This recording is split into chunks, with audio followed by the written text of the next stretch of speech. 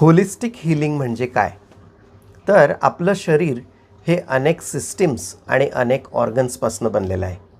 जशी श्वसनसंस्था, पचनसंस्था, रक्तसंवहन संस्था आणि अनेक संस्था. या सगळ्या संस्थांचा एकमेकाशी संबंध आणि परिणाम आहे. या एकमेकाच्या कोऑपरेशन आणि कोऑर्डिनेशनने काम करत असतात. मग जेव्हा आपल्याला एखादा आजार होतो, एखाद्या अवयवाला काही व्याधी होतो, त्यावेळेला केवळ त्या अवयवाकडे किंवा त्या व्याधीकडे लक्ष न देता संपूर्ण शरीराकडे लक्ष देणं, संपूर्ण शरीराला गृहीत धरणं आणि सगळ्या सिस्टमला ठीक करण्याचा प्रयत्न करणं, सगळ्या सिस्टीमला ऑप्टिमम लेवलने काम करण्यासाठी वेगवेगळे उपचार करणं, शरीर ही एक संपूर्ण एक संस्था म्हणून कार्य करते हा विचार करून काम करणं म्हणजे होलिस्टिक हीलिंग. आणि या होलिस्टिक हीलिंगमध्ये वेगवेगळ्या गोष्टी पण येतात.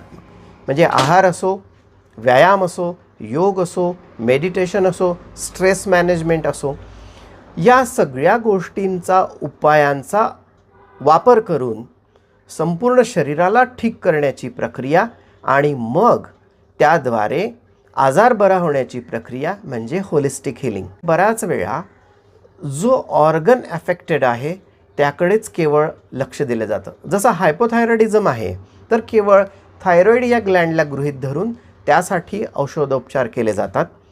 हे अपूर्ण नाही का? खरं म्हणजे हायपोथायरॉइडिझम हा अनेक गोष्टींच्या परिणामांमुळे होणारा आजार आहे. वेगवेगळे कॉझेटिव्ह थिंग्स त्याच्यासाठी आहेत आणि या बाकीच्या सगळ्या कारणांवर उपाय न करता, उपचार न करता केवळ थायरॉईड ग्लँडकडे लक्ष देऊन उपचार करणं हे अर्धवट होतं.